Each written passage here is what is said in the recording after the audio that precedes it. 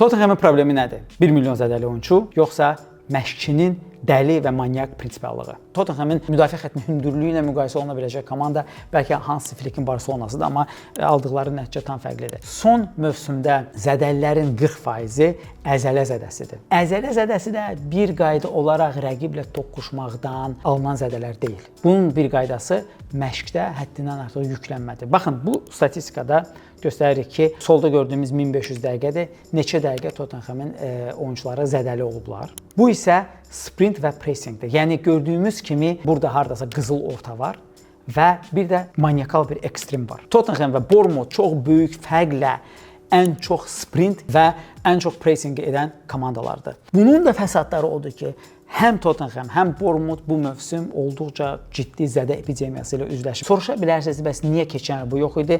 Bunun səbəblərindən biri o idi ki, keçən il Tottenham Avrokuboklarda iştirak eləmirdi. Ona görə bir növ həftədə bir dəfə oyun qrafiqi ilə gedirdi. Bu isə Avrokubokların da əlavə olunması Tottenhamın bir növ oyunçularının sıradan çıxmasına gətirib çıxardı. Komanda əlində olan büdcənin yarısını Bournemouthun hücumçusu Dominic Solanke'nin transferinə xərcləyir. Və bu əlbəttə ki, yenə də deyirəm, Dominic Solanke bu il iflas olmasa da hər hansı bir möhtəşəm olaraq Harry Kane'i əvəz edə bilməyib və əlbəttə Harry Kane'i əvəz eləməyi də bir qədər real deyil. 6 nömrənin olmaması nəyə gətirib çıxarır? Baxın bu screenshota, bu Nottingham Forest oyundur.